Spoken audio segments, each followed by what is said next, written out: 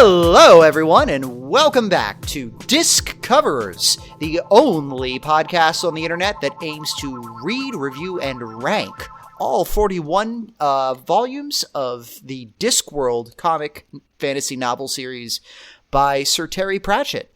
I'm your host, Iris J, and with me are my effervescent co-hosts. Why don't y'all introduce yourselves? Hey, I opened that seltzer before we started. I am still still BALINA. I am still here. I still don't know how to do introductions, and maybe I'll learn by the time we get around to the 30th episode. You've got plenty of episodes and plenty of time. Speaking of which, I'm Juniper. I have to say, I really thought in the intro when you said series of comic fantasy, I really thought it was just going to stop there, and we were going to be talking about comic books this time. No, series of comic. Eric isn't for another couple months. Yeah, there are some Discworld graphic novels. But yes, I'm Juniper. I'm just here to talk about Discworld. I don't have anything else to introduce myself with, sadly. Hi, I'm the internet's beloved Princess Grace. You may know me from my very good posts or that good pornography I do sometimes. It's a pleasure to be here. Wow. Thanks for joining us, all of you. So, this is our 6th episode and our 5th book. Last month we covered Mort. A really, a book that I would go so far as to say, a really enjoyable romp. This month we covered Sourcery, the 5th book in the Discworld series, originally published in 1988, and the 3rd Rincewind story. And Iris, would you go as far as to say as this was a really enjoyable romp? I would say that... let's be charitable and just call it a return to form. Yes. It is that. That's the most polite way you could have put that. It is another Rincewind story, and it is a land of many contrasts. I quite liked parts of it. Yeah. I quite liked parts of it. Yeah. And I think that there were some good jokes in it, and I think that it had some interesting ideas. Yeah. And there were some... I think Rincewind is at his most three-dimensional that he's ever been. So that's really great. Mm-hmm. But I kind of feel like there are two kinds of Discworld books. There are the, weird fantasy parody deconstructions that he did for like The Light Fantastic and Color of Magic and Sourcery. And then there's the ones where he's actually has society things to say, like, Mort and Equal Rites. And as time goes by, he does more and more of the latter, but more good ones. This is very much in the former camp, and I don't want to say that one of those is good and one of those is bad, because his prose is still improving. There's a lot of good jokes in this, but unfortunately, a lot of the times the jokes feel like they were written before the story was. Yeah, yes. A lot of the jokes just seem like it's him elbowing you, and they're like, get it? This person's a barbarian, but they don't act in the way you would expect them to act. It's humorous. See, she's a girl, so her name is Konina, but even though there's no Conan the Barbarian in this universe, it would be funnier if her name was Kohina because her dad is Cohen the Barbarian. Can I just say real quick, I'm very annoyed that there was a major character in this book named Coin, and a very major character book in this character in this book named Konina. Yep. Because my brain constantly read one and just went, wait a minute. Yeah. And they have nothing to do with each other. They don't meet until the very end. Then they're just like, who the hell are you? No, they don't. They don't meet at all. Yeah, they don't meet ever. Or they do meet at in the very the last end. page. Yeah, at the very end, they're both looking for Rincewind, and the librarian puts them together. But they don't really talk or anything. Their stories don't intersect. Right. All that much. Okay, so every time I was like, coin, or should we say Konina? Wink, wink. But yeah, they have nothing to do with each other, and it was confusing. Anyways, before we kick into the analysis, I'd like to turn things over to our synoptrix in residence, BALINA, to give us a concise summary of the events of the book. Unless you had something else you wanted to say. No, I was explicitly saying, before we get too much into the nitty-gritty stuff, I should go ahead and get that bit out of the way. So, oh, perfect. Synopsize us, unseen university apologist. Yes. All right. Wow, that's a way to put it. To be fair, at some point I was going to end up saying the Unseen University Defender has logged in. So that's Anyways. To be fair, I love Unseen University. It's just this book really makes that a difficult choice to make. Yes, it's I not haven't enjoyed always it much easy. so far. Okay. Anyways, go for it. So, stop me if you've heard this one. Ipslor the Red, a wizard, is dying and wants to pass on his power and staff to his eighth son, Coin, the titular sorcerer, a pun that doesn't work when spoken aloud. Due to shenanigans, Ipslor traps himself in his own staff, then guides Coin to take over the Unseen University with the boy's limitless magical potential. Coin promptly tears down all wizardly institutions and leads the wizards to take over the city by force. Local shitty wizard Rincewind is accosted by Konina, daughter of Kohen, as she has stolen the Archchancellor's hat at its own request. They flee the city to find someone who is fit to wear it and defend modern wizardry. They are eventually brought to the Seriphate of Klatch, who is only relevant because he has a treasury and a grand vizier. The vizier throws Winston into the snake pit, puts on the hat, gets possessed, recruits wizards, builds a tower, and reignites the Mage Wars. Meanwhile, Rincewind and company bumble around and escape on a magic carpet. Rincewind gets angry at anti-wizard rhetoric, flying back to Ankh-Morpork alone. The others remain in the story, but no longer matter. Pressed to his breaking point by the Librarian upon his return, Rincewind launches such a pathetic attempt at Coin's life that it finally makes the kid question his father/staff's advice. The ensuing fight causes the staff to be destroyed and both Coin and Rincewind to be hurled into the dungeon dimensions. Rincewind stays to distract the things long enough for Coin to flee back to regular reality. Coin realizes that he's so powerful that it's impossible for anybody to tell stories that involve him, puts everything back where he found it, and leaves the narrative. The Librarian puts Rincewind's hat on display in the restored library to remind us that we will eventually have to read another book about him in the future. Thank you. That is a wonderful summary. Hell yeah. That was fantastic. Hell yeah. Yeah. You did some really quality editing work there. Yeah. You cut out all the racist parts. Oh god. I cut out entire characters. Yeah. Remember Nigel? No, you don't. He's only there he's really only there, so that Konina can be straight, which, come on. Come Nigel is here because Two Flower isn't. Yeah, unfortunately, he's a Two Flower analog. And Two Flower was more entertaining and funnier. It's like somebody was like, "Hey, Two Flower is kind of a racist stereotype of the Asian tourist thing," and Sir Terry was like, "Oh, damn, you're right. I better avoid that problem." Anyways, time to go right about India. Because at least let's go to the mystical Orient. Yeah, at least Two Flower, there was some self-deprecation there. Two Flower had the, us Western tourists sure do, speak our native language loud and slow to help people understand us. Klatch is, It's not good. It's certainly It's like that. Disney's Aladdin levels of cultural insensitivity. There was this kind of weird thing that how Creosote, the Seriphate of Klatch, who, again, I skipped over him almost entirely, he didn't really have any idea what the hell he was doing and was just reading this stuff in books and just had so much money that he could pay people to go along with his bullshit. So it was kind of implied that, people were probably a lot more normal outside of, this infinitely sized palace. But we don't really see anything outside of the infinitely sized palace. But yeah, it's just all of his stuff is just weirdly naive, and again, we get that kind of weird, wide-eyed Two Flower vibe to it. Pratchett never fully learns that you can't respond to racism by going, haha, well, I mean, I know that racism's bad, so I can make jokes about it, right? Nudge. Now, you asked, what do I, a middle-aged British man, think India's like? Well, let me show you. You can't engage in really racist stereotypes in order to subvert them without any analysis or thought about the stereotypes themselves. Instead, just going, well, they're wrong, so it doesn't matter. No, and it doesn't work. It's weird too because you can tell the things that he is good at parodying are the things that he knows more about. So things like the whole the whole hierarchy of wizards and stuff. There's a lot of details on that because that wizardly bullshit is a fixture of fantasy novels, and it's easy for him to go on at length about them.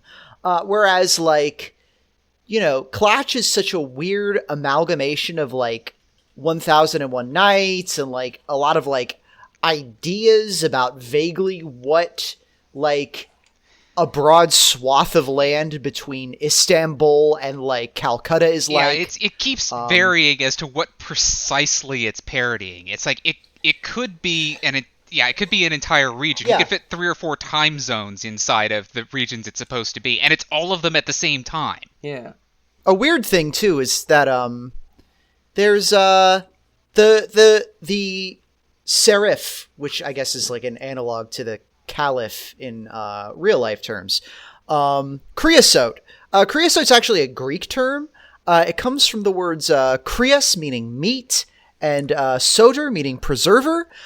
His name is derived from the phrase "as rich as creosote," which is to refer to the actual real life creosote, which was a kind of like coal tar that's used to kind of strengthen railroad ties and like ends up getting gunked into the inside of chimneys. Mm-hmm. So it's like really, really thick, heavy gunk.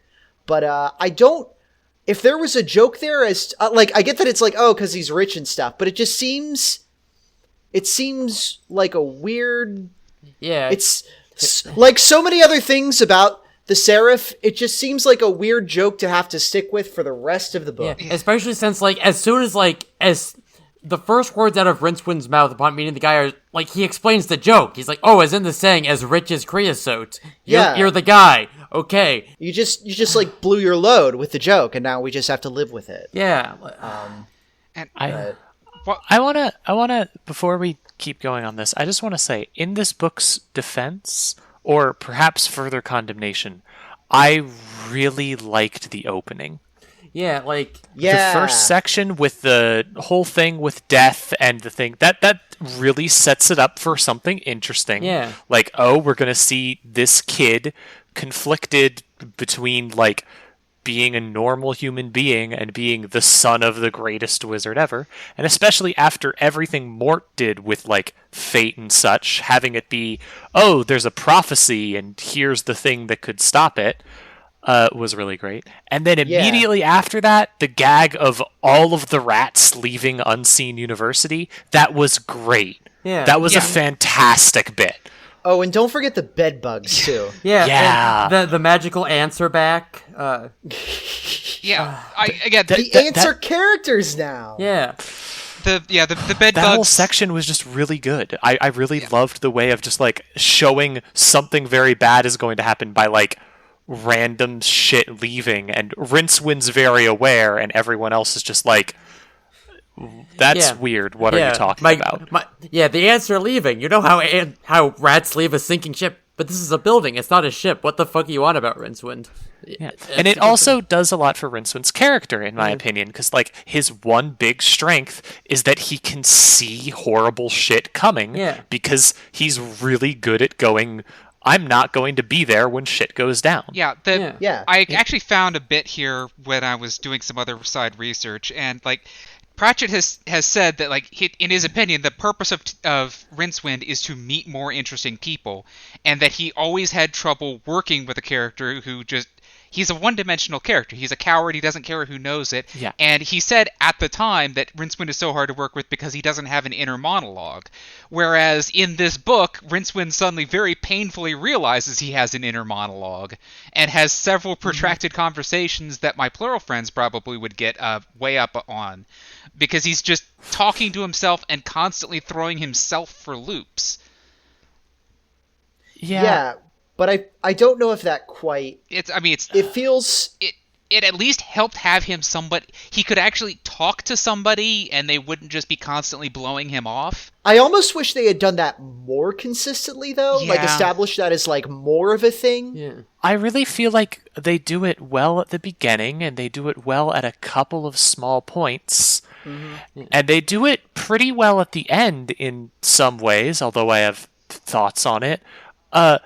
But then for, like, everywhere else in the book, he's just, I mean, I'm usually makes joke about running away from death because I'm allergic to death. It kills me. Yeah, I've grown quite addicted over and to over life. and over again. I did like the fact that when he and Death meet up very briefly, Death acts like he's just pretending he doesn't know Rincewind. I mean, he's acting like an ex-boyfriend. Yeah. That was a good bit, yeah. There was another where Rincewind and Death acknowledge each other like professionals, like, you know, we've seen a lot of each other. It's not fun anymore. Whatever. You're not here for me. It is what it is. And the stuff like that, and then the stuff like Rincewind having an inner monologue for the first time. Well, the inner monologue parts that aren't weird, horny. Yeah. Okay. Yeah. I glossed over some of that. Yeah, like that. It genuinely works really well. Yeah. It's just we don't see much of that, or much of any character having complex emotions. Yeah, like Rincewind has to talk to someone because no one else in the story is all that interesting. Like, Coin like kind of develops a conscience at the end, but not really like while he's doing all this other Mage War bullshit. Everyone else Rincewind runs into on his adventure, who fucking cares? Like, I want to like Kanina but like even then, Sir Terry is so fucking straight, he can't see what he's working with here. She's too big and strong and powerful. No man would want to date her. What the fuck is that? Yeah, like at the What end is where that? like not to skip all the way to the end right now, but like at the end where Konina and Nigel are facing down the ice giants, and they just like Konina lowers Nigel down in front of the glaciers, and Nigel's being really bitchy for some reason, and he's like, "Oh yeah, you were thinking about maybe like hooking up, huh?" And Konina's like, "I guess," and he's like, "Oh yeah, but I guess who would wear the pants in the relationship? Who would be Mister?" What the fuck was that? That line could have been so fucking good. It was like so close to good, but unfortunately, this thing is like a 30-year-old book written by a straight white British man, and and also like it really cheesed me off that like Konina was for me like pretty one-dimensional, but still like interesting, like kind of like a Cohen and Bethan from Light Fantastic rolled into one character and provided with sort of a personal conflict where she doesn't want to be a barbarian. The sort of reluctantly kicking everybody's ass is a pretty good bit if it's your only bit. That's great.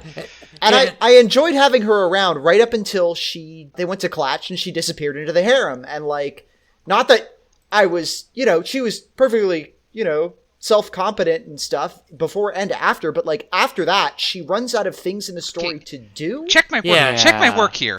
After Rincewind gets pissed off and just flies off with the carpet, do Nigel, Konina, and the Seraph do fucking anything of worth? They mostly just they fuck around with a genie and they eventually wind up back in on. Yeah, they steal three of the horses of the apocalypse. There's a bunch of weird genie jokes and none of them are good. The fact that they steal like War, Famine, and Pestilence's horses, that's a decent bit. Yeah, it's a good bit, and like it was enjoyable for the sake of it being a fantasy story. That is fun, but it doesn't accomplish anything. Like the gods deal with the ice giants off camera. We're just gonna have to assume that Coin fixes the thousands of miles of damage that they must have caused with the rapid glaciers and all that. God, so many people fucking died in this book. Yeah. There's such a body count. There's such an incredible level of like people getting blown the fuck up and turned into wacky shit. I am assuming that Coin just fucking puts all of this stuff back to normal. Not just the university, not just Ankh-Morpork. I'm assuming that he's doing something on billions of levels higher than even the fucking Octavo was, and just fixes everything before he just fucks off forever. Because otherwise, you'd be dealing with the fallout of this for the rest of the series and then some. Yeah, like the fact that this book, it's like you said, like I get now why I forgot about the entire plot of this book. It's because the events of it are literally never mentioned in any other book after this. Like, it's like the whole Mage Wars 2 just falls into a hole and just the ramifications are never explored whatsoever. Like, okay, I'm really hoping, I think that the next time we deal with the Unseen University, it's the Modern University. I think. Mm-hmm. Don't quote me on that because we've still got several books before we get to Reaper Man, and that's the point that I know we're there. But yeah, I think it's going to be Guards, right? I think. You're right. Right, that does have library stuff. Yeah. But I don't remember offhand who the faculty is at that point, and I'm just hoping that faculty is just sort of unofficially because of all of the bullshit that went on, and the wizards getting together, and maybe we should make something a little bit more stable than what we had. because wow, it only took one fucking kid to just completely destroy all of wizardry and almost the entire disc. Yeah. Maybe we should not be such dipshits all the time.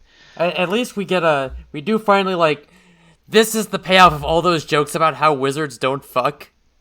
Yeah. Like, they don't fuck so they don't make sorcerers. That's the whole reason. Yeah, you would really think that would mean that if a wizard fucks, you don't kick him out of the university, you fucking kill it. Yeah, like, this guy, they kicked him out for getting married and having kids. Like, you know what he's doing. Like, he's not, like, he's got 7 kids. Like, you know what he's going for. Yeah. Like, or at least, like, explain to him what a condom is. well, like, he's trying I know to that condoms in the Discworld exist. Yeah, they're called I songs. know. They mentioned them later. Well, yeah, he's specifically trying to have a kid as revenge, really. He's trying to have himself a revenge baby. Also, It sucks so hard. speaking of, I didn't realize this, like, during the story, but, like, the Wikipedia summary implies that Coin was 8 years old when all this happened. That would follow, because that's when Esk's magic bullshit started up, too. Yeah, because, which, again, 8 years old, because 8. Yeah, so, yeah, like, I was imagining, like, a teenager or something, but no, this fucking 8-year-old child is showing up and killing everyone. And everyone's just chill with it. Well, they are terrified of him. Yeah, they're because- absolutely terrified, because, he blows up the 2 or 3 strongest wizards in the university. Or at least the 2 second or first strong epida. He blows up the ones that are dumb enough to stick their heads up. Yeah, he blows up the guy who's gonna be Arch Chancellor and a guy or 2 after that, and, after that everyone's like, oh, well, when this guy's around, we can do good magic. We don't need the rationing system that the orders were. And yeah, again, none of this stuff is ever going to come up again. By the way, Nigel and Konina will never be mentioned ever again, as far as I can tell. So I guess they did just go off and live happily ever after, but they did it very quietly. And you'll notice, this was a book about the university and all that, but Esk and Simon weren't fucking anywhere. Of all of the wizards that had names, 2 of them survived. So, And I think also they're back on the whole wizards can't be women shit. Already we have rolled that back. Yeah, it's so weird that there's a lot of references to the first 2 books, but they also kind of forget them. Wizards can't. A, there's the woman wizards thing. B, Rincewind has to be reminded of what the dungeon dimensions are, even though you were fucking there, Rincewind. You fought them. They were in. You were there. All he would have had to say is when he's telling Coin to bug off and go back to reality, it's look, I've done this before. I'm sure I can handle it a second time. He already has experience. It's Coin is read his mind, and he's oh, I might have taken a class on that at some point. I feel like Coin is one of the biggest failures in this book. Yeah. Outside of the extensive, long, everything racist bullshit, outside of the entire Rincewind plot line, 80% of it is bad, but in terms of the stuff that's good, which is mostly the shit with the wizards, I feel like the characterization of Coin is just... Well, he just shows up and is already more powerful than anything else imaginable. We never get to see any sort of conflict, seemingly, in him until the very end. Yeah. He kills everyone who's a threat basically instantly. I'm there's hints of stuff, but if we had gotten any characterization for him, if we had gotten any sort of threat to him, or even just made it take him longer to start randomly murdering everyone in his path. I was talking with my partner about this and talking about how she mentioned that the scene with the Bursar being murdered by the staff, genuinely a really well written and fun scene, and this great moment of he can't quite bring himself to do something that has to be done because he's still a wizard. He still kind of thinks in this very specific way. But what's it going to do to the narrative? It just kills off the only character that had an interesting response to Coin, and now there's nothing changing that. There's nothing pushing back against it, and it's just kind of... There's no viewpoint character anymore. Yeah, there was... all right, you mentioned early on, you were expecting them to set up this great, do I go with destiny or do I go with my heart? Or the idea that Coin was going to have this big internal struggle. But Coin is just being puppeted around by his father for like 90% of the book. Then when he refuses to kill Rincewind because Rincewind is so clearly not a threat that he just snaps and just instantly, oh, nope, I don't care about this staff that's been guiding my every action for the last 8 years. Yeah, it's just... And he just immediately decides that the staff must die right now because, okay, I guess to be fair, his response to every problem has been to kill it so far. Yeah. It's just such... It really could have been some really interesting characterization, and it really wasn't. Yeah, like there was a couple things he just dropped. Like one of them was like, yes, like maybe like we should have seen some of Coin realizing, maybe I shouldn't be fucking killing people. Like have some back and forth. Like let us see inside his head. Like what is his relationship with his stepdad like? We don't really know, except for at the very end. It kind of sucks. There's like And one little that line, and, 'cause like- the Bursar did when he looked in and saw the staff basically lecturing Coin, and that was like this one little bit, and that was just your all those times where they talked to like Coin's voice having a steel edge or whatever. It was because it's just his father talking through him, but that was it. Yeah. That was the only sign they gave us. Yeah, and there's that, and there's like Rincewind keeps having these moments of like, yo, you're a shitty wizard, aren't you? And he's like, yes, I am, but you know what? It's who you are that matters, not what you can do or whatever. And it would be a very like stirring thing. He's like, yeah, I'm a shitty wizard, but I'm a wizard, damn it, that's what matters to me. And like, he has this whole little speech about like, you could read his trans allegory if you wanted, but like. It just doesn't fucking go anywhere. Like, yeah, we get it. You're a wizard even though you're a shitty wizard. What does that mean? The problem is he's a coward first and a wizard second. If he had literally any pride, he'd be a much more interesting character. Yeah. Yeah.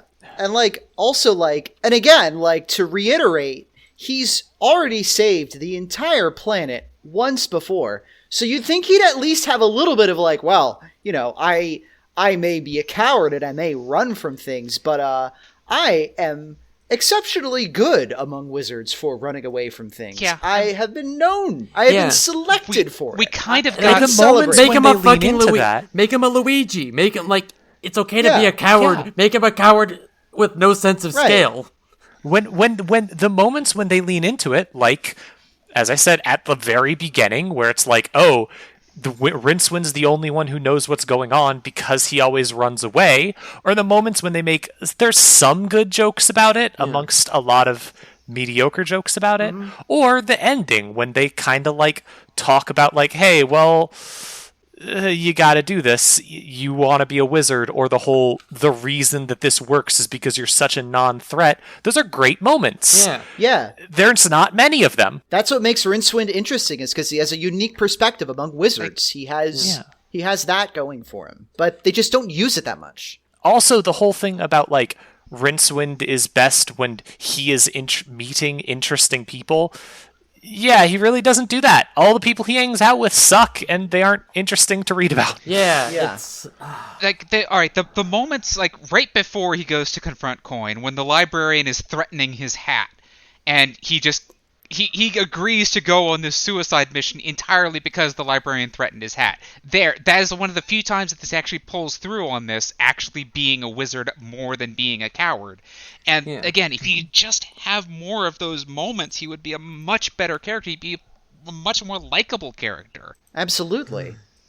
But we got what we got. So And, yeah. I also wanted to bring up, I don't know if this was being written concurrently alongside this book, but it's kind of crucial to note that Coin to me feels sort of like an early draft of, if you've ever read the book Good Omens, the book that Terry Pratchett co-wrote with Neil Gaiman. Coin's character feels like a rough draft for Adam in that book, who is the Antichrist, and who is similarly like a young kid who doesn't really know a hell of a lot, but has this like world-shattering amount of power behind him, and has the potential to fuck everything on the planet up super easily. But the difference between the two characters is that and believe me, I have criticisms about a lot of how the scenes with the gang of kids in Good Omens is written. It's not amazing a lot of the time, but like Adam is so much more interesting of a character because he gets to consider his position for himself. Like he doesn't have like this constant like push on him from outside, from a staff or some other similar voice. Like the power inside of him eventually does end up corrupting him and pushing him towards world conquest. At the same thing that happened to Coin and viewing human life as like forfeit, but he comes to it on his own, and he like through a series of like perfectly reasonable little logical jumps that kind of build on each other, and that makes for so much more interesting of a personal conflict and a personal journey, like feeling corrupted like that and then eventually pulling yourself out of it,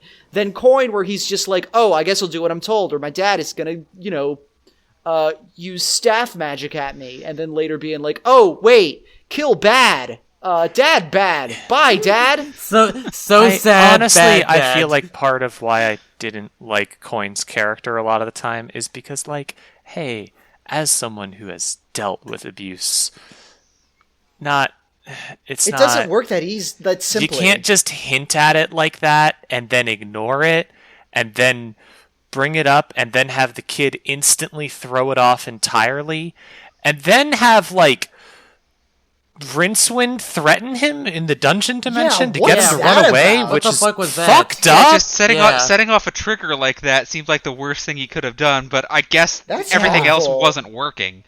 So I guess that's just, it was a last-ditch thing. It worked, I suppose, but yeah, it was a real shitty thing to do, Rincewind. Yeah, Rince, what the fuck? Anyways, like I said, like, there is so much potential for that character, but just not Yeah. there. It's like Terry was like, I can't spend too much time on this kid. I need to get back to see what the racist caricature and the hairdresser and the bad barbarian are doing. Oh, that reminds me. So you know who Nigel is, though? Have any of you ever watched Xena Warrior Princess? Oh, no! Joxer, no!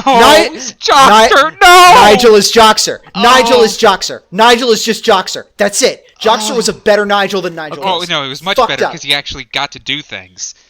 And he had a theme song. Oh, no. Okay, what does if this you mean? start that, I'm disconnecting. I am cutting recording if you put a word of that song in this thing.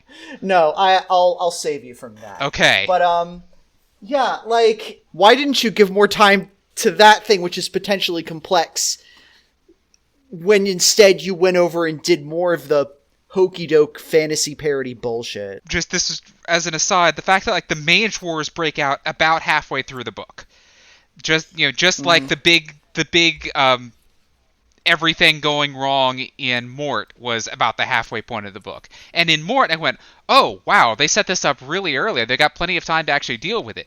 In Sourcery, they set it up and then forget about it. Yeah, where are they going to get to the mage? Where are they going to get to the Apocalypse Factory? Like, I mean, part of the problem is, like, the thing going wrong in Mort is a city that's, like, it's going to kill 2 people, and it's going to kill them in a very horrible way, but it's just going to kill 2 people, and if they don't stop it, other bad things could and will probably happen, but, like, there's a sense in Mort that I think really makes the book work that you could just ignore this. If you ignore it, everything will probably work out fine, and you would never have to worry about it again. But you're not going to, because you are a decent human being. And, like, that's a really good kind of thing to base your book around, that you're going to keep trying just because you have to care. And meanwhile, in this book, halfway through when the Mage Wars break out, that's the end of the fucking world. Yeah. There's no answer here. There's no solutions. There's not even, like, a hint that they could solve it. That Rincewind coming out at the end and being like, okay, I'll go talk to Coin and figure it out, it kind of comes out of nowhere. They don't really give anything as like, well, yeah, this could be how it works, aside from he'll throw away his staff, and even then they don't set up why he would ever do that. it's like he immediately puts the stakes way too high, and we don't care about anyone here. Like, I care about what happens to the people in Mort. I don't really care about anyone in Sourcery. Like, frankly, Rincewind can stay in the dungeon dimensions for all I care. Though, when did the dungeon dimensions stop coming back? Because I am sick and tired of them being the thing every time. They will. They have been the bad thing for 3 out of the 4 books. Well, half the books so far. Yeah. And it's really 2 out of 3 if you count Light Fantastic and Color of Magic as the same book. Part of the problem here is, 30 years ago, formless, shapeless, Cthulhuoid threats were a lot scarier. Nowadays, we just, we make smut about them. But thankfully there will be something much more directly threatening from outside the universe, and they just kind of forget about the dungeon dimensions. Also, in future books, they stop really doing a lot of books where the threat is some horror beyond the universe. Future books, the bad guys are usually just terrible people who they want to fuck things up, but they want to fuck things up on a human level. Also, like, why do the dungeon dimensions even need to be here? Isn't, like, the ice giants bulldozing the planet bad enough?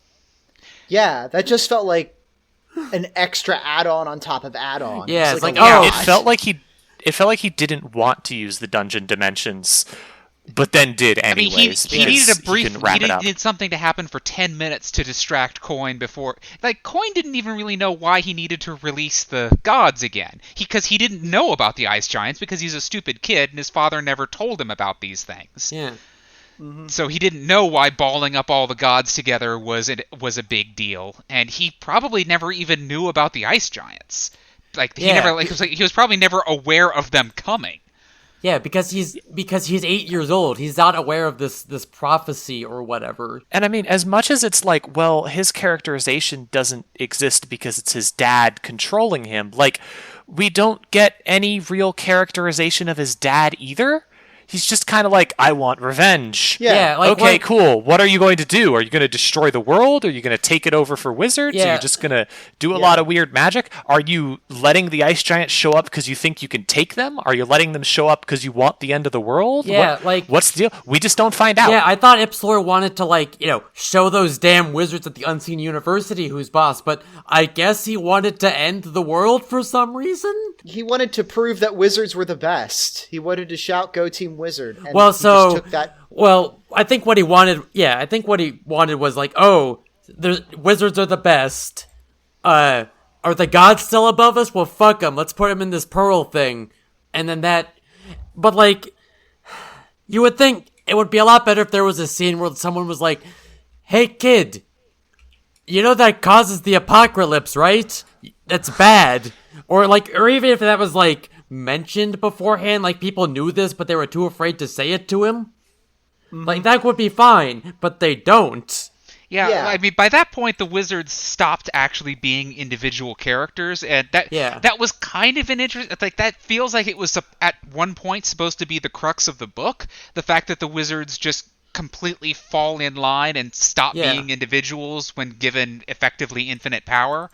Mm-hmm. Like that. Yeah. That could have been interesting, but it stops being interesting because it stops coming up. Yeah, like you could really, and I'll like later Terry would do a better job of this. Like you could really make a salient parallel between the rise of wizardry in this book and stuff, and like the insidious nature of fascism and the concept, like similar to how we got into the occult mindset in the Light Fantastic. This book is also about how tempting the concept of power and setting yourself over other people, like the tempting allure of the rhetoric of supremacy is. But it's just flubbed. It's just not. You could have done a lot with, all it is necessary for evil to triumph is for good to do nothing or whatever, which isn't really true, but you could have done something. So, this is something I was talking about, another thing I was talking about with my girlfriend, who I'm going to bring up a lot, because she kept sending me her thoughts, because she was listening to it too, and she's very smart. I love you, Zoe. But we were talking about Rincewind, and we were talking about how, okay, there's a really interesting stuff going on with the hat, in my opinion. Yeah. Because the fact that, the hat is portrayed as like the way to stop coin, but then as soon as it gets any power, the hat is just like, nope, we're doing mage wars, we're gonna kill everyone, I don't give a shit. Yeah, because I'm a wizard. I That's only what wizards care do. about wizardry in the sense of like it being about power, and the idea that like new evil destroying everything, let's just end the world and take it over fascism is exactly the same thing as conservative, old school, bunch of rich dudes inhabiting a hat, all of them dead, all of them just like obsessed with their own lore and selves. The 200 history of the British Empire, essentially. You can read it as this way of kind of teasing out like the history, all of the structure of like a university in the British Empire. This thing is just as fucking terrible as the conquering evil hordes that are going to take over the world. They're the same shit. They just don't reveal themselves at first, and it's easy to fall for one. Yeah. And you can also do some stuff with like what we were talking about is like the reason the hat is cold is because it's like this doorway to just cold hell of wizardly authority that's nothing. And then it just gets thrown out because Rincewind is just like, oh yeah, the hat's the nightmare of dead arrow weighing on the brains of the living. Wow, that's kind of creepy. I'm gonna run away from slavery jokes some more. Haha. It Bye. sucks. Oh yeah, I forgot about that. Like, the first thing we fucking learn about Klatch in this book is I guess they're slavers? Apparently. I don't... God, it's... Yeah, there's so much potential here, but it just not. Yeah, like, it there's, never like, came to anything. There's stuff about, like, the natural instinct of the wizard is to build a tower and start trying to kill every other wizard from it. Like, you could do something with that. Like, you could do some, like this is some libertarian shit that, like, you could really say something about, but he doesn't have the anything to really reckon with that. It's extremely frustrating that they set up, like, the Tower of Art is going to be, like, this last bastion. It's like Rincewind is going to do something and activate these thousands of year-old stones or something. Like, he's going to create this giant duel on the top of it. But, no, he just goes out there with a sock with a half brick in it and hope it works out. So close. Although, I guess I want to point out here, like, the Mage Wars. We keep making a big deal about this, but as far as I can tell, there were 3 towers in the entire disc. And there was the one that was built out of the Seraph's Palace, there's the one that the Sorcerer made, and there's the one in Quirm that gets blown up and the whole city's wiped off the face of the planet, and nothing's mentioned about this again. Yep, and there's the Tower of Art, which, again, like you said, I thought I missed something, because, like, there's all this build-up to, like, the Librarian, who is the best fucking character in the book by far. Oh, yeah. Yep, absolutely. Is, like, trying to get Rincewind to, like, hey, you're a wizard, there's a tower full of books, would you like to use this to help? And Rincewind's like, nah, I think I'll not do that. I just had just flash here. Like, the whole reason they had to burn down the library with matchsticks is because regular magic doesn't fucking work on books. Yeah. You know what? You know how he had this giant swarm of an entire library of magically immune creatures, and he had to go fight magic incarnate? Yeah. Would have been nice. Oh my god. This is why didn't they use the eagles to fly to Mount Doom? Why didn't Rincewind use the tower full of magic books that, like, hey, why didn't he wizard Why didn't boy. he build book armor? Why didn't he? Okay, you are now imagining the books flying up and, like, filling in all the gaps in the tower or something. Yeah, and then, like, you could have, like, book arms and book legs, and then it's, like, it's basically like a book mecha. Yeah. I don't know. You I just want a mecha want to fight. have more mecha in books. I just want a mecha fight. Is that so To wrong? be fair, turning the Tower of Art into a giant stone and paper mech would have also been very good. That would have been ruled. sick. But there's no way that would have happened that long ago.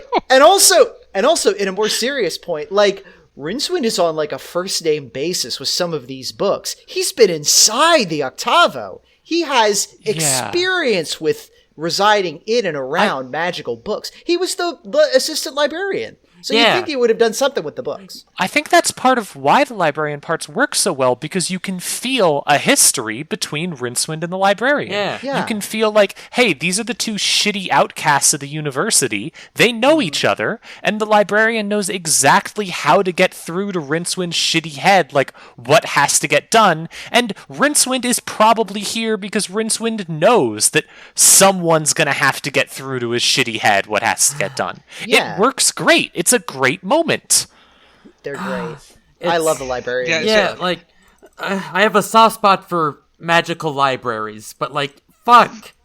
It's a waste of opportunity. Okay, I was going to say, like, just as a tangent off of not of being mad about this book, I'd like to bring up on page 96 in my Harper fiction copy, I'd like to bring up the point where we are finally provided with proof that the Librarian fucks. Finally. So it's the Librarian has locked himself inside of the library after Corin takes over, along with the patrician who is named as Veterinary at this point. Yes. I think it's the first time we Veterinary. hear. I mean, They say. No, yes, it's... They say his name is Veterinary. Yes. It's not... I know they say it's Veterinary, and I know that is probably canonically the same character. That is not the same fucking character. I know Veterinary. It is not become Veterinary yet. Is it because he spends the whole book TF'd into a newt? I mean, as someone who would like to be TF'd into a newt, no, it's because, like, the real Veterinary would not get TF'd into a newt. He would be too smart for that. He's too smart for that in the best way, and I love Veterinary, and I can't wait for you to meet him. Yeah, but so Veterinary Mark 1 is in this book, as well as his little dog Waffles, who's like a sickly little terrier. So the Librarian locked him in there, and all the wizards are trying to get in, and the one guy Spelter is trying to get him to open the door, and he says, "Spelter sighed, this show of loyalty is all very well, but you'll starve in there." Hook, hook! What other way in? Hook! Oh, have it your way, Spelter sighed, but somehow he felt better for the conversation. Everyone else in the university seemed to be living in a dream, whereas the Librarian wanted nothing more in the whole world than soft fruit, a regular supply of index cards, and the opportunity every month or so to hop over the wall of the Patrician's private menagerie. Footnote: no one ever had the courage to ask him what he did there. The Librarian fucks. He Hell fucks. And, like, Librarian used to be a person, likes being an orangutan more, and I'm thinking part of it is, like, because he's like, yo, I can, like, bone down as a sick-ass monkey now. It's great. He's a furry. It's fine. Hell yeah. Living the dream. Confirmed for furry. God bless you, The Librarian is one of the first characters, probably not the absolute first, but I can't remember if there was an earlier example, but Pratchett really likes writing the kind of people who are quietly making the world work in the background. And that is the sort of thing that the Librarian does, and he does it extremely well. And he's just a very likable character who never actually opens his mouth other than, to make monosyllabic utterances that monkey noises everybody else understands, because you know what, that works just fine. He's a great character. There will be other characters like him, but not exactly like him. But that I'm thinking specifically of stuff like the history monks and the like later. But we got a whole book about them later. Yeah, I mean there will be other characters, and Pratchett always writes them very well, because the idea of just somebody who quietly has to make sure all this shit holds together is just always a delight. I don't want to spoil the mood, but I do want to just kind of put a bit of a magnifying lens on exactly how much I disliked a lot of the Klatch stuff. Yep. Like, it literally starts with, and I feel like I should put a warning before I describe this joke. It literally starts with, hey, you're the one who needs to be in danger from the slavers because your robe looks like a dress. Which... That's such a terrible fucking joke on so many levels. It sucks. Even for 1988, that joke sucked. Yeah. And it doesn't ever get better. Like, I've been... Okay. Talking with my partner, I don't hate the character of Creosote. I think that it's a very, very much a failure, and I think that if Pratchett hadn't tried to write this character as Three Flower, a racist stereotype, then, like, it would have worked a lot better, because I think it's not a terrible joke to have, like, hey, the incredibly rich ruler here is actually just a shitty fail son who wants to make bad poetry and call things artistic. That's a pretty good joke, and it's funny. And also, like, there's some good gags about let's say Western expectations of things. Like, a lot of the jokes where the other characters, like Koinina, keep mentioning, like, oh wow, yeah, isn't that the group that is totally not based on an actual real thing where I'm trying to find this. Where there was a certain group was used as justification for the colonization of India by they're a bunch of murderous monsters, and Creosote is just like, no, we just pay people as guards to beat people up, and all of that's just myths, because in the end it's easier to just pay people to beat people up. Oh, right, the Hashishim, right. That's a pretty good joke and a pretty good piece of satire, but the problem is it's in the context of here is an incredibly badly researched and cared for parody of India, but also a bunch of other places. And also, like, part of the reason that the satire would exist is because, like, in the real life, as I said, this was used for justification of the colonization of, like, Indian stuff. Ankh-Morpork didn't colonize this place. It's completely divorced from any real life context. And so it just ends up being like, haha, white people are weird. Okay. Let's go back to indulging in all of the weird English beliefs about India that I'm not going to make jokes about. This is not a correction that I want to really issue, and I probably shouldn't, but while Creosote does say, yeah, no, we don't employ those people, we just pay normal people to go beat people up, the Hashishim will come up at some other point in the future. No, there was a footnote about them. Yeah, there's a footnote about how they do actually exist. They are somewhere out there, and I think they come up in Jingo, of all fucking places. There's a joke in there about how they're always on hashish. That's the joke. It's not a good joke. It's not a good joke, but unfortunately, there's still it could be something that at least is trying to be not racist, but in the end, because of the context and because of everything else going on, and because of the fact that, quite honestly, you can tell Pratchett had an idea of a way to make fun of a specific thing. It's the sort of thing where you just get a white person who's like, haha, I'm going to make fun of this one racist belief or this one racist thing. And then they don't analyze any of the accompanying things, any of the cultural attitude, anything else involved. And in the end, what they write is a racist stereotype because they're trying to make one joke, and they have to indulge in a bunch of awful shit in order to make that joke. Like, there's a whole... That's my take on it. There's a whole thing where, like, the Klatchians take slaves, including to basically a brothel, but Creosote only wants the woman in there to tell him stories because Pratchett wanted to set up this whole Arabian Nights thing, I guess. Yeah, I mean, I kind of liked that. I kind of liked that as a weird twist on it. I was like, yeah, this guy just doesn't actually know what sex is. He just wants to hear stories.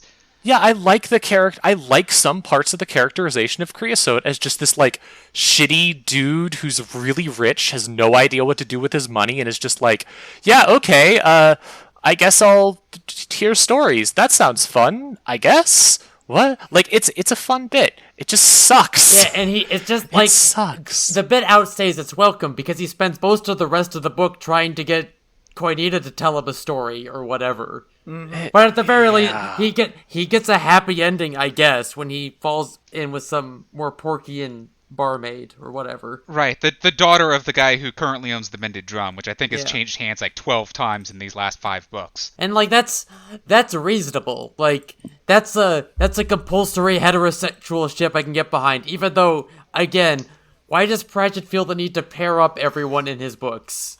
Why does this keep happening? Why does everyone have to, like, wind up in a relationship? The secret is that Pratchett really, really likes putting characters in relationships, and what happens is when Pratchett stops writing shitty one-off characters who suck and starts writing characters that stick around and also have a lot of dimension to them, you get shit like Sam and Sybil, who are one of my favorite heterosexual couples in fiction and who are just happily married for most of fucking Discworld's history. But for now, it sucks. I was going to say, I figured you were going to bring up Carrot and Angua, who are also like all-time, these hets I will allow. Yeah, okay, I joked earlier about it, but I'm pretty sure Carrot does not know what sex is either. I don't know about that, but I mean, like, I think Carrot and Angua's a bit, I don't know how I feel about it at first, but it definitely gets there eventually in being a really, really good thing. Or I mean, like, Moist and Spike. Yeah. There's a bunch of great, it's good stuff. Oh, good. It gets better later. Good, because now it feels like the Big Bang Theory, where they paired almost all the main guys up, just because, like, okay, let's do this. We need to prove these nerds have sex. I will say it's less racist than what Chuck Lorre did, which is give the Indian character an arranged marriage. Oh. If the Seraph's palace didn't get blown up to be made into a tower, which then also blew up, I really would have preferred if, like, Konina had just, like, fallen for somebody while she was in the harem, because... Yeah! God, this book could have been so much better if it was queer. Oh my god. All you had to do was make her not straight. Christ, have her like, well, no man wants to date me, but hey, all these ladies seem to dig on the muscles. Hell yeah. They love muscles, they love a free haircut. I mean, come on. Again, like, if the palace hadn't been completely blown up and then blown up a second time, you could have just left Creosote and Konina there. We never would have needed Nigel in the first place. And we could have tightened up the back third of this book pretty easily. Yeah, the only reason Nigel exists is to set up, like, a weird joke about how Rincewind thinks he's talking to a snake. And let's be honest, I would have preferred if the book had a talking snake in it. I would have preferred that. That would have been enjoyable. That was a good bit. Yeah, like, it was great. I thought we were going to get a talking snake. I was so pumped for that. Yeah, I was really excited for that. A talking snake would have been much better than Nigel the well-read barbarian? Yeah, like, trying to hammer in the joke about geese and geese, like, one more time just to see if it works this time. Yeah, so the payoff of that joke was really times funny. the charm. But the fucking 20 times they set it up to make sure you were ready for the payoff? Are you ready for this bit about how they don't know what a gesh is? Are you? Do you get it? Fucking Joxer, unbelievable. Also, why the fuck is wild magic always food? I'm sorry, I just noticed that this book. Why is it that every single time there's weird magical effects that turn something into something else, like 90% of the time it's food? It's because it's funny. It's because he has, like, I gotta come up with something funny and random. And food is generally pretty funny. It's Hitchhiker's Guide. They get turned into a sofa because it's funny. Because it's random. A sofa would be funnier. Yes, I know, it would. I'm just tired of this gag. I know. It came up like 50 times. Yeah, and it's always meringue. It's almost always meringue. Yeah, it's like meringue or custard or whatever. Blancmange if you're lucky. Are you hungry, Terry? You like those mushy foods, huh? Anyways, do y'all want to move on to the rating next, or were there any other points we wanted to hit? Was there anything, but before we've talked a lot of shit, what were some stuff that y'all liked about this book? What were your favorite parts? I did have some things I enjoyed. I enjoyed the dedication where Pratchett dedicates the book to, he once saw a man in Power Cable, Nebraska pulling a suitcase down the sidewalk, causing it to dance erratically, and that's where the idea for the luggage came from. That was cute.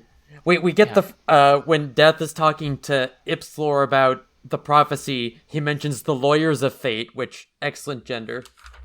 We get a couple pretty good jokes about, like, someone's whispering to Rince, like, psst, not very, but I'm working on it. And a good joke about rule by wizards is martial lore.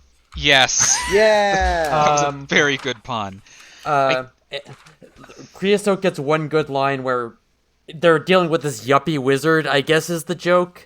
and Creosote's been walking to a desert. He's thirsty and sobering up, and there's a whole joke about, well, red wine is bad for you, but any port in a storm. Hey! And so is the flying carpet black and blue, or is it white and gold? Oh my god! God damn it. I'm not going to forgive you for that one. That's great. I actually, on that note, though, I really liked the dumb joke of the carpet is just upside down, and that's Yeah. why Yeah, it's that was And then he good. makes Good the bit. same mistake later because he doesn't actually know which end is up either. He just guesses because the first saying up didn't work. Like flipping a USB. Yeah, exactly. over.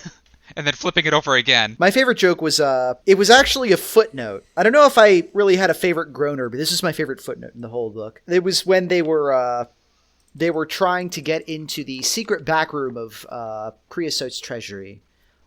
Anyway, we haven't got a lot of choice, he added, and ducked into the tunnel. The others followed him. Many people who had gotten to know Rincewind had come to treat him as a sort of two-legged miner's canary, and tended to assume that if Rincewind was still upright and not actually running, then some hope remained. There's a footnote after the phrase two-legged miner's canary that just says, all right, but you've got the general idea.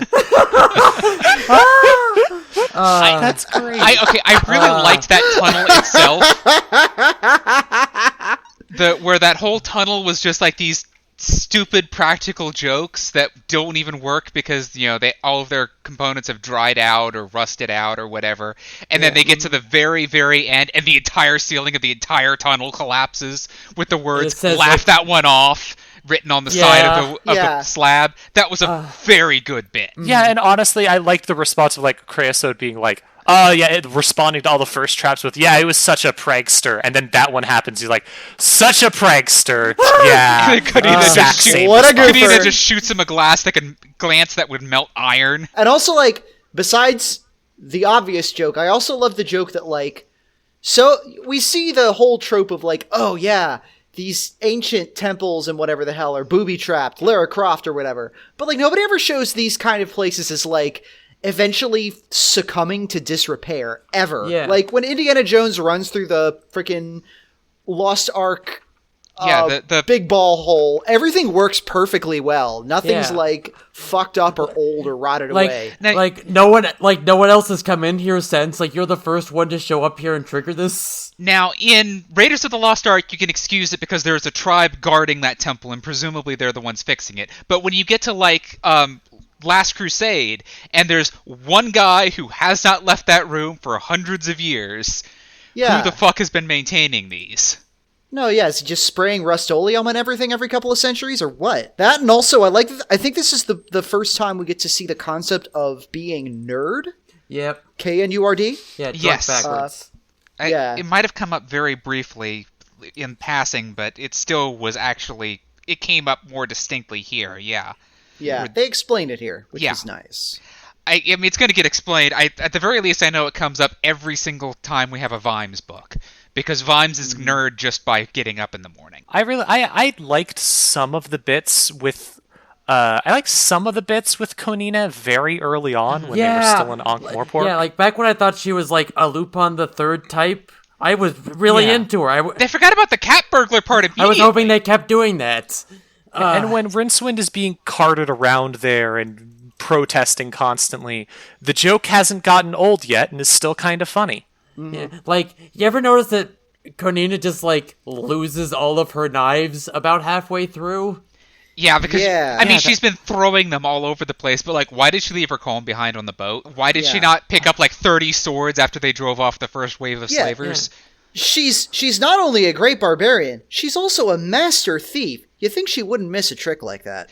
And later on when they steal horses, she steals War's horse, but never gets to use the just incredible armory that's attached to it. Yeah. Yeah. It just feels like such wasted potential. Yeah. And you know me, I'm tits out for dashing female thieves. Oh, Or yeah, dashing male thieves. Yeah. Really any gender of dashing thief. Yeah, I'm it's a here really for. good gender. I wish they had done more with that. I wanted to see her steal more shit. Yeah. Now, when they got into the treasury, there were 3 treasures left. There was the magic carpet, there was the lamp, both of which obviously got used, but there was also a magic ring that never gets mentioned again.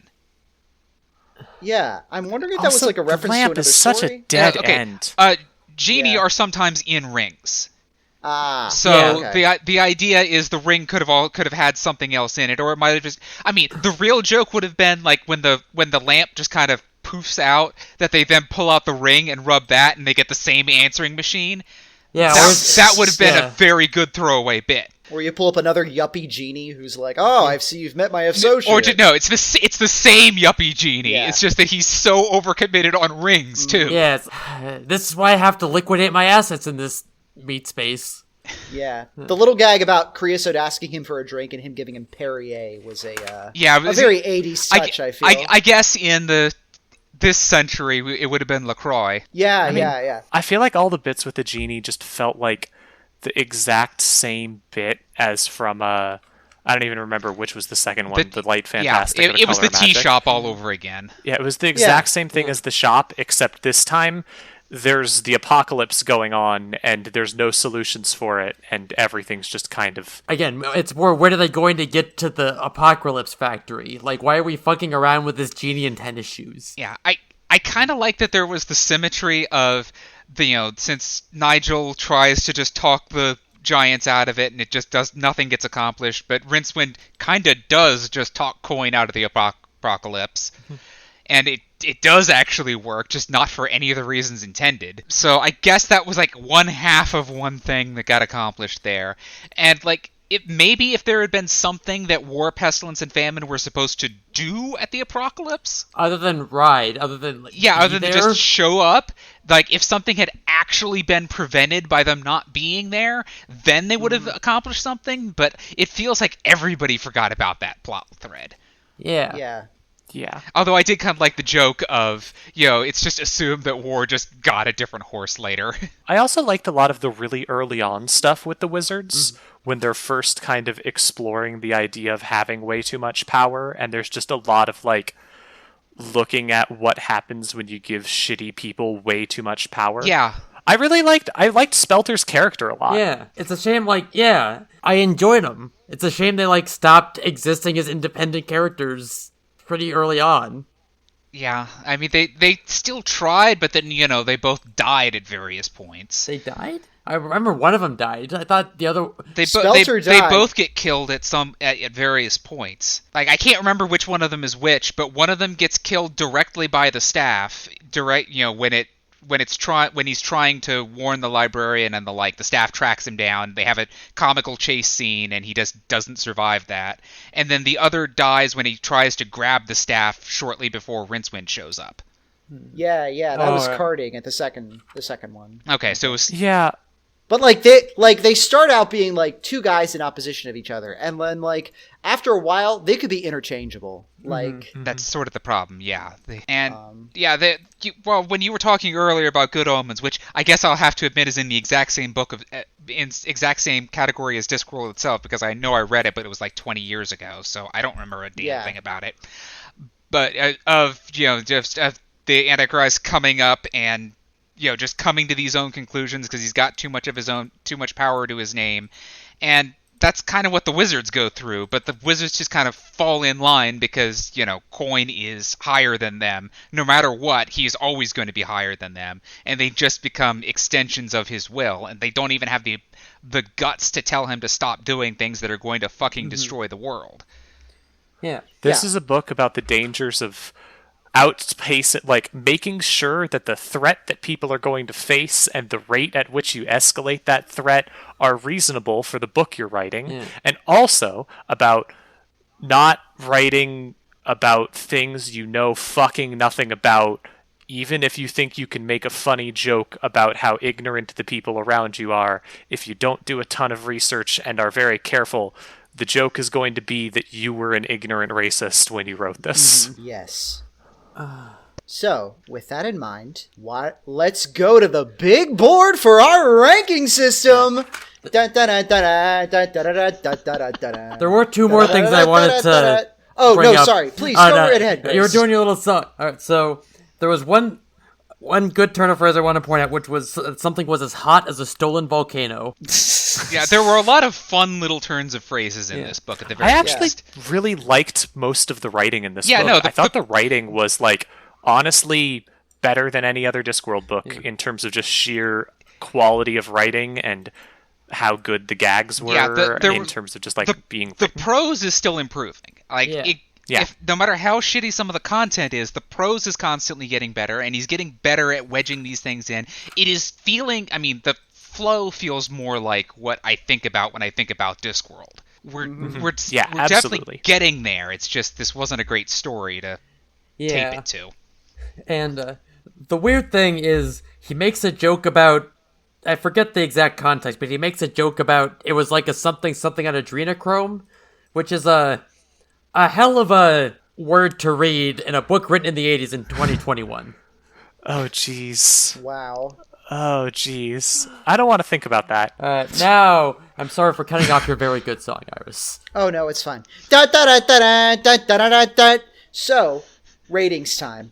As you listeners may know at this point, if you are returning listeners, we rank every single book in the Discworld series.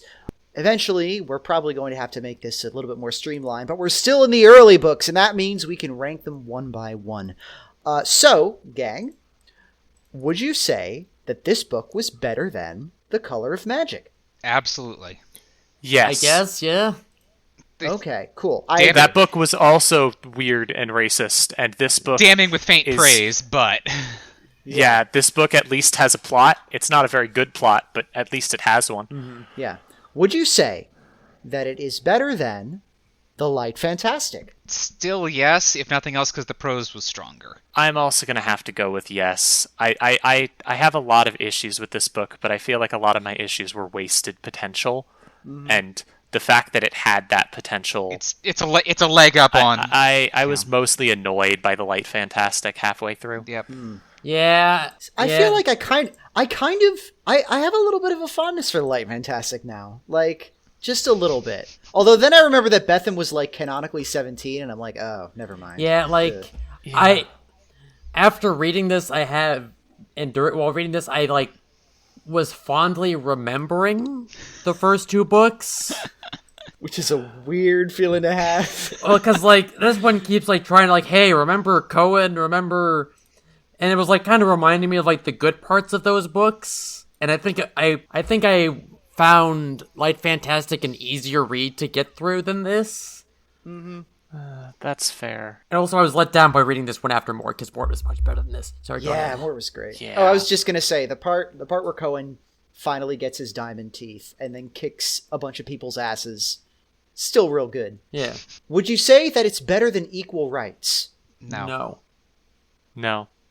Yeah, that's where I'm at. Like, I think it's better written than Equal Rites, and heck, it may even be better plotted than Equal Rites. Yeah, which it's is saying it's something, true because that Equal we're like Rites didn't have a plot. We're kind of forgetting the middle third of Equal Rites because that whole Road to movie just kind of is incredibly forgettable. But even then, the pamphlet that is Equal Rites was more enjoyable than the book that was Sourcery. Yeah, I mean, even those annoying middle parts, I liked the annoying middle parts of Equal Rites more than I liked the annoying middle parts of this one. At least they had a girl in them. Yeah, who wasn't, like, exhausting to me. Equal Rites had several girls. Like, I liked Granny. I liked Is. Yeah. I mean, Esk was a fun character, and it was a good way to just explore stuff that the audience doesn't know either. Yeah. And, nobody in Equal Rites was Rincewind, huh? That's true. Rincewind was there. He was there briefly, but, like, he doesn't do anything. No, he cameos in Mort, but I don't think he shows up in Equal Rites, does he? Oh, I think you're right. I don't think he is in Equal Rites. I just think he's, Rincewind was not appearing in this film. Oh. Well, I mean, good. Yeah. Also, like, I think Equal Rites presents, while Sourcery is a lot more widescreen, I think Equal Rites presents a lot better of a cross-section of, like, well, what is magic anyways? What is power? What do we do with power? And I think it's because, like I mentioned earlier, it's a lot more on a human scale. Yeah, it's more personal. Scale. Yeah. Yeah, it has characters. Even if it does go in the dungeon dimensions at the end. Like, still, there's Sorcery at least asks the question, why are wizards useless in Discworld? Because if they're not useless, they're dangerous. Yeah. Yeah. So all of the dangerous ones have died out, and all we've got are the useless ones. Yeah, the wizards set up these little power structures in their orders and ranks to keep each other busy and focus all those destructive impulses inward. But yeah, so we're going to slot that in our third position, perfectly mediocre, I think. I would not call it mediocre, but as per our ranking, it comes dead in the middle. And I'm excited to see it get pushed further down as time goes on. As we eventually just compress the first few books into just diamonds as they get buried under the rest of the series. Bye! But yeah, and also, I'm glad we're talking about equal rights, because the next book that we're going to be reading is Weird Sisters. And Granny Weatherwax is back, and she's in a lot more of the shape that she will take for the rest of the Witches series. The Witches are probably my favorite characters to follow in the Discworld. Like, BALINA's all about Unseen University. I know June's all about the Watch books. I'm absolutely here for the Witches. I love the Witches so much. The Witches have the benefit of all of the Witch series are always about stories. Yeah. So they immediately have a leg up in the actually having things to say category. Oh no, I was just going to say I haven't read them before and I'm very excited. Oh, yes! Oh, Cool. Yay! Yeah, the first one's...